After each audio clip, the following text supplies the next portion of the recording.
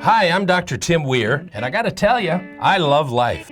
But when I'm not being a husband, a father, a grandfather, an author, or a practicing chiropractor, I'm the host of the television show Loving Life with Dr. Tim Weir.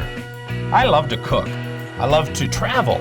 I like to spend time with people who do what they love and love what they do. Join me and Elvis for the next 30 minutes as we help you discover how to love life. Hey, my next guest is Adam Doman. He's with a company called Pathgoal. Adam, thanks for being my guest with me today. Yeah, thank you for having me. Well, tell me a little bit about Adam Doman. Where are you from and all that kind of stuff? Sure. I grew up in Wake Forest. Oh, I didn't realize that. No, I grew up there, went to high school there, played sports there, had an opportunity to go to NC State, went there for 4 years and got a college degree. And growing up in the country, I wanted to sort of get as far away from it as I could, so I moved to Charlotte. Lived there for 6 or 7 years. Coming out of college, I didn't do anything in terms of what my degree was. I actually got into stockbroking and did that for several years. At the time, and met my wife. And my wife had relocated, and we moved back up right outside of Hillsborough, North Carolina. So it was good because it was close enough to be at home, but not at home. And but it, it gave me an opportunity to be closer back to the family as well. So. Wow. So talk to me a little bit about this thing called Pathgoal. Sure. So Pathgoal is known as an employer service company. What does that mean? In our industry, it's known as a professional employer organization. And essentially what we do is we provide outsourced HR services for small businesses. And a lot of people will ask the question, what does that mean? Well, think about when a business owner starts their company, they really start two businesses, because on one side of the fence, they have their product, their service, their niche. It's how they make revenue. Right. But the day they hire their first employee is really when they get in the business of being an employer and everything that comes along with that. Essentially what we do is we function as their outsourced HR department, and we handle that second half of the business. And there's really three tiers to that. When you look at an HR department or the second half of a business, right out of the gate, the first thing any business owner is trying to do is they're being able to go out and attract and retain their top talent. Right. Through the recruiting and training. And obviously when you get that employee in, the question is how do I make that employee more efficient and enhance their skill sets? But then more importantly, how do I track that? How do I know as a business owner at the end of the year that when I hired Adam at the beginning of the year, he's a more productive employee? So that's kind of that human capital side of it that we focus on. Then really you have your second side of the employer aspect of it, which is just transactional. It's part of being an employer. You have to pay your employees in terms of the payroll. You have to provide some sort of a health insurance if you're able to. Hold on, I got to write that down because you're supposed to pay your employees. I didn't know that. By law, technically, yes. But obviously a big part of attracting and retaining employees is through medical benefits, dental, vision, a lot of those ancillary health insurance plans. And then the last piece is the liability component that comes along with it. As being an employer, there's really two sides of liability that can get you. One is the employees. The human element is the most unpredictable thing. Exactly. So we help them out from just the grassroots of employee handbooks, policies and procedures, terminations, things of that nature to make sure we minimize that liability. And on the other side of it is the government, with all the labor laws and rules and regulations that come along with that. So we help protect them from the federal government and protect them from their employees. But ultimately, at the end of the day, that's what we do. Is we function as a full-service HR department. We put it up underneath one umbrella and sort of a box with a bow around it. I want to take a minute of your time today to talk about three initials, PTC. PTC stands for Present Time Consciousness. That's a lot of big words. And all it really means is be present where you're at right now at this very moment. We tend to get away from that. We tend to focus on things that take us away from where we are right now. Have you ever been talking to somebody and you're talking to them, but there's like a glaze over their eyes and they're really not there talking to you?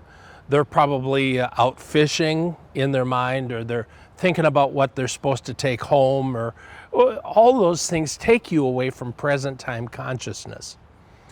Being here at the moment right now. There are so many people who spend time not here, but back here. There's so many people who get stuck at a particular area in their life and they can't get past it. Whenever they try to do something, they go back to that particular moment in history or that time in history, in their history, and it stops them. That point in history comes up here and you can't see anything in front of you because you're focusing on that point in history. So that's history. Present time, history, and then there's future. There are so many people who have their eyes on the future. When this happens, when that happens, then I'll be happy. When I have this, then I'll be able to do what I need to do. You got your mind so far into the future that you can't think of what you're doing right now. And I'm telling you, I love the future. I love goals. I love setting ideas for future things to happen, but I'm not going to live there. I'm going to spend my time working at where I'm at with that in mind, with this in mind too, because you can't erase all your history. History made you where you are today. Your future is going to pull you there. So realize that those things are all there and they're important, but where I'm at right now is vital. Now, if you find yourself stuck in a position where you're really not present where you should be, here's just a simple thing for you to do, and I do this a lot. Go outside, take a walk, and just start looking at stuff. Look at birds, look at the trees, look at the clouds, incredible clouds. Look at all the stuff that's around you, and all of a sudden you feel yourself kind of coming out of that, and then go back and try to do what you were doing before. Present time consciousness, I'm telling you, it's a key if you want to be a success in life. It's a key if you want to be a successful marriage. It's a key if you want to be a successful parent. Being here right in the now. Present time consciousness. Let's practice it together. You know, I wrote a book a couple of years ago with Mark Victor Hansen. Mm-hmm. And Mark used to say this, a lot of times people say, find out what your weaknesses are and strengthen them up. Sure. And Mark said that's the wrong thing. Find out what your strengths are, strengthen those up, and pay somebody else to do the weakness.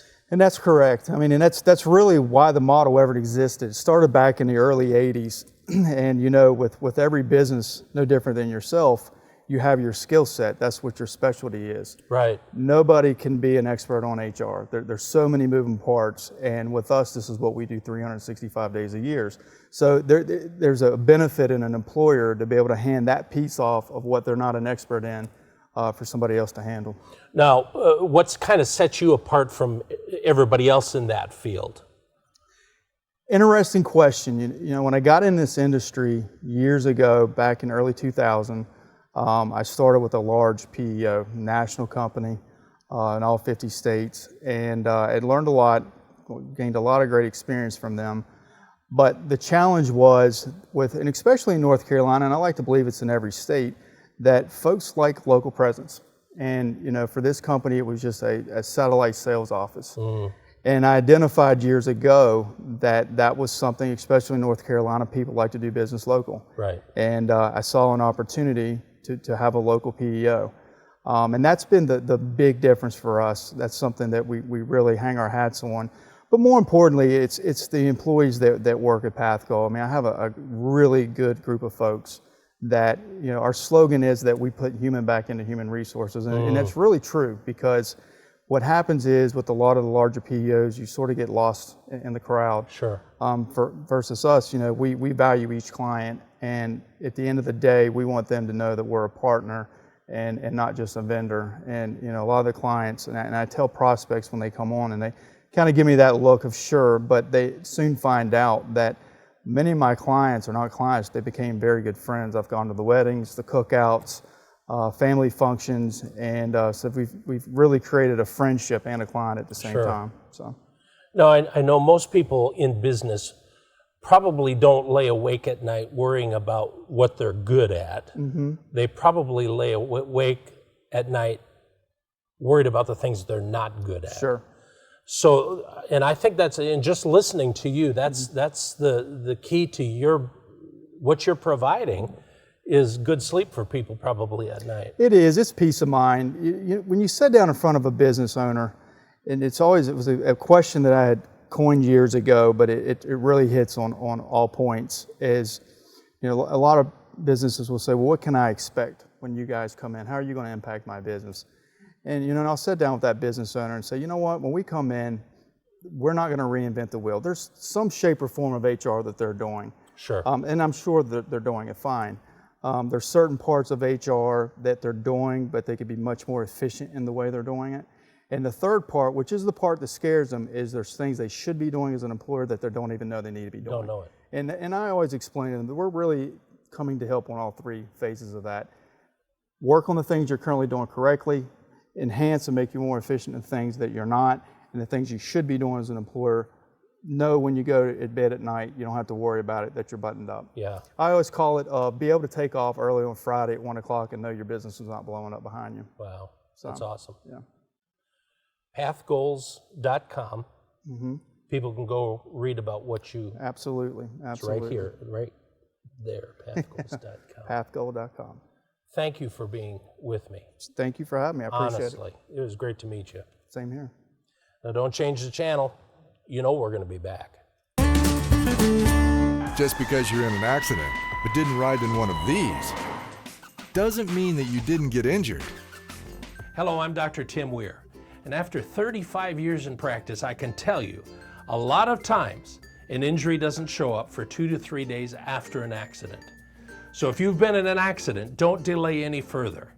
Call my office today. Raleigh Spine and Injury Chiropractic. Just when you thought nobody cared. Call 790-1332 right now. Hey, my next guest is a great friend. Known him for years. His name is Mark Shiver. He's the host of a show called What Matters in North Carolina. Good to see you. Good to see you, my friend. You know, as I was preparing for this, thinking about this, in my book on success, I write on persistence. And persistence is one of the major keys of success. And when I think of persistence, I think of Mark Shiver. Wow. Because, man, you just have plowed through some stuff, and you plowed through. Yeah. And came out the other side. I'm still plowing. Yeah. So tell me a little bit about you, your dreams, aspirations, and all that kind of stuff. Well, grew up in Charleston, South Carolina, went to college at Charleston, moved here in 1984 to help start a church that you and I were both a part of for many years, and have had a dream to be involved in ministry. Didn't really know how that was going to flesh out, but have always enjoyed getting involved in sharing the good news. But also I have a passion for politics, and I've been involved in radio for years, and so currently those things have sort of come together. It's interesting because you bring up the ministry thing, and so we're going to go wherever this leads. Okay. Okay, we're going to follow all the rabbit trails. Because a lot of people think, to be in ministry, they got to be in full-time ministry, they got to be behind a pulpit or something like that. And there's more to ministry than that. Oh, absolutely. And I was in that mindset for a long, long time, very frustrated. And I just let go of that. I decided that I'm not going to do anything to promote myself in that area. I just said, I'm tired of trying to fit into this system for some reason. Right. Shortly after that, I got a telephone call. A friend of mine has a ministry that goes to softball tournaments all over North Carolina. And they stop every Sunday morning and Wow. they have a service. Because a lot of the parents said, hey, our kids are playing ball, we don't get to go to church. Wow. And letting them know that God loves them, that they have a future. I always stress to them that what they say to themselves, their mental talk, their self-talk is key, because it's easy to say, I'm stupid, I'll never make it, but don't talk to yourself like that. I tell these kids, and I laugh every time I get in the car and I'm driving home, because I'm like, I'm outside preaching, to 50 to 200 people, and it's beautiful outside, and I'm having a blast telling people about the fact that God loves them. And so, who needs the four walls of a church, Well, outside? Jesus actually did that. This is not publicized that much, the translations are off, but he actually stood on a pitcher's mound, and it was actually Sermon on the Mound. Yeah. Not Mount. Yeah, I've read that. Yeah, okay. Exactly. So we got that. But that's what you are. I mean, you're taking it Taking it out. to where the people are. Yeah, because one of the things that I was persistent in, going back to that, being so important, was, God, what do you want me to do? He made it very clear to me about 3 years ago. I just want you to tell people that I love them. So I take every opportunity, whatever venue I have, to mix that into the conversation, like I just did. It took a lot of nerve. People. Yeah, it really did. But I mean, that's my mission statement. Right. Is to tell people that God loves them, He cares about them, and they need Him in their lives. Most people think God's mad at them. Well, He's not, because you wouldn't give your son to die for somebody that you're mad at, I don't think. Yeah. And that was a pretty big deal for Him to do. Yeah. And God cares about all of the things that we care about. And it's not easy, to live a life of faith, persistent faith, because there's things that come at us. My wife was diagnosed with stage 4 cancer 3 days before Christmas in 2014. Man, I wasn't walking in great faith. I was crying like a baby. Yeah. God, where are you? What's Yeah. going on? Yeah. Well, she's still here, thankfully. Yeah. I believe in healing. I believe that she's going to be completely healed. She's doing well, very well, and I'm thankful for every day. I've learned how to be thankful for every day. That's amazing. That whole manna thing in the Bible where they had to go out every day, that's how I feel. I look at my wife, Tammy, and I think, you're manna to me, because I'm thankful for every day. Wow.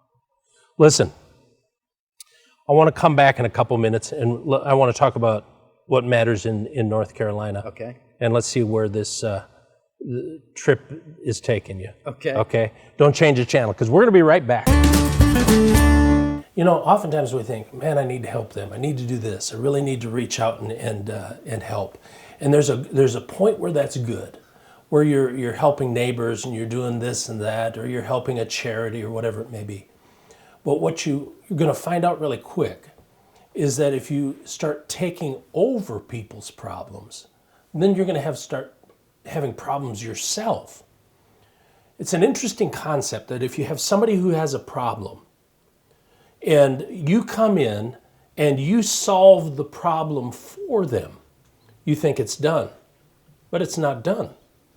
What you've done is solve this problem, and now you've added another problem onto it. They're having to deal with a whole new situation, a whole new circumstance. And so now you've solved this problem, now they have another problem that they have to solve. And what we're doing is we're raising, it seems, a whole generation of people who don't know how to solve problems. They let other people step in and solve it for them, whether it's their parents or in-laws or the government, or some people beg off the church, whatever it may be. It's really interesting, because when you start looking at problems and you start looking at life and creativity, what you're going to find out is this, is that a lot of creativity is birthed in adversity. That doesn't always sound good, but it's true. Many of the things that we deal with in a day-to-day life that we have just taken, it's there. But whatever product, whatever service, whatever piece of equipment that you might be using is probably based out of adversity. They were in a situation, needed, let's call it a problem. They are having a problem in a certain area, and through creativity, instead of going out and having somebody else solve this problem, they came up with an answer themselves. They created something to solve this problem. And out of that creation, out of that adversity, could become a brand new business, or could come an answer to cancer, heart disease. So don't just automatically look for somebody to solve your problem. And sometimes we don't get quiet. I recommend just getting quiet. Get by yourself. Start to meditate. Start to just listen. And pretty soon you're going to hear answers begin to bubble up. Well, I wonder if I tried this, or if I did that. Creativity is often birthed through adversity. Don't try to solve somebody's problem. Let them find the answer. Hey, welcome back to the show. We're with our guest, Mark Shiver. Mark is the host of the show, What Matters in North Kakalaki. That's right. What Matters in North Carolina.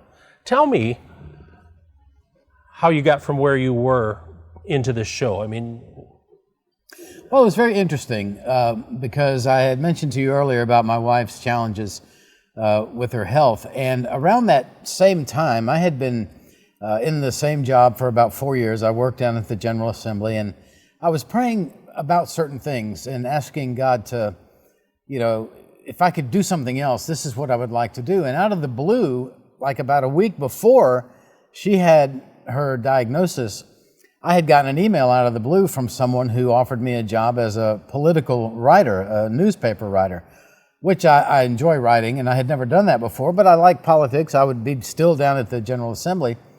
And it was an opportunity to work from home because their offices were in Greensboro, so I would stay in Raleigh and cover the General Assembly. So we prayed about it, talked about it, and I made that transition. And almost a year to the day, they let me know that, by the way, we're downsizing. wow. So here I was, and I had always felt great regard for this organization called the Civitas Institute, which is a conservative organization in Raleigh. They've been around for a long, long time. And they had started a internet radio show called What Matters in North Carolina. And the host that they had decided that he wanted to do something else. So it all just came together. They called me up, and here I am. Okay. So basically you take topics and discuss it with various guests, I'm assuming. Yes. From what I've heard, that's... We talk, it's mainly about a lot of political issues, a lot of issues that are important to conservatives. And right now, of course, with the presidential election going on, there's never a lack of stuff to talk about. But for example, today I talked with Lieutenant Governor Dan Forrest. I had on a couple of guys, the Benham brothers. They are Christian twins, and they were actually going to have a show on HGTV a few months ago, and they got canned because they said something biblical about homosexuality. They're big Christian speakers and stuff, and so somebody pulled up a speech that one of them had given a couple of years ago. So HGTV said, "Oh well, we can't have that." So had them on the show, and just every day we try to get people, newsmakers, relevant topics, and things that are of interest to people here in North Carolina. I've been in an accident and I don't have insurance. I don't know what to do. I was in an accident and I don't have insurance. Now what am I going to do? Hi, this is Dr. Tim Weir, and if you've been in an accident but you don't have health insurance, it's okay. We accept third-party liens. That means we'll wait for the insurance company to pay us. So if you've been in an accident, call us today. Raleigh Spine and Injury Chiropractic. Just when you thought nobody cared. Call 790-1332 right now. How has it changed your life? How has it changed my life? It's made me more aware of things that are important, not only as a person of faith, but as someone who tries to be engaged with what's going on in our society. I think we're in interesting times, to say the least, and there are a lot of attacks on family values and morals that I think most people, if they're not aware of them, they seem sort of apathetic towards. And so I'm trying to use the platform that I have to wake people up. And why do you think that is, that we've gone from values to almost no values? I think that we have become, as a society, painting with a broad brush, so comfortable that I really believe that if we were to suddenly, as a nation, not to be able to go online, there would be rioting in the streets. and yet take away the sanctity of man marrying a woman. It's all good. So, in going a little controversial here, because you're talking about gay marriage here, as far as the gay lifestyle, you don't hate gays? No, I don't hate anybody. Yeah. You know, I think that everyone, whether they're gay or straight or white or black or whatever, every person was died for by Jesus. God loves every single person on this planet. He gave his son to die for them. So it's not a matter of hating people. Right. At all. Right. Wow. Wow. How can people go hear what you're saying? Well, we're online at freedomactionnetwork.com, or they can go to the iTunes Store, Google Play, and just search for What Matters in North Carolina. Download the show as a podcast. Now, you also have your podcast that's personal, Right. which is Fueled by Grace. That's right. Fueledbygrace.com. Okay. And that's more of something that I do myself, and Right.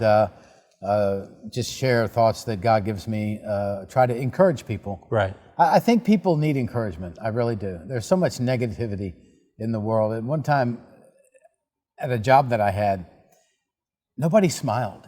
And so I did a little test one day. I said, I'm going to go around and say nice things to people today. And you would have thought I had 6 heads. People just did not know how to respond. Wow. And so people, I think, genuinely are craving to be encouraged, to be built up, to be appreciated. Yeah. Awesome talking to you. Yeah. Awesome. This is really good. So, step out of your comfort zone. If you're liberal, check out the conservative side. If you're conservative, look at some of the liberal stuff and realize that there are all kinds of ideas, thoughts, and all that kind of stuff, and then go with the right thing for you. Here's his website right down here. Listen to him, all right? Now don't change the channel because we'll be back in just a minute. I hope you enjoyed this episode. Listen, go to our website, www.drtimweir.com. Look at all of our stuff on there, and then leave me a little note. Tell me you're watching. Tell me where you live, because this goes all over the country. I want to know where you're watching. Keep loving life. That's what it's all about. Until next time, I'll see you then. Especially because I can't see a thing. Don't worry about it. Change it. Who the cares? That's what I would want to talk to the audience. Talk to that one there. Either one. You can talk to either one. Can I give him the bird? He's the host of the TV show called, not the TV shit. Never mind. TV. TV shit. I didn't get too religious, though. What an amazing woman.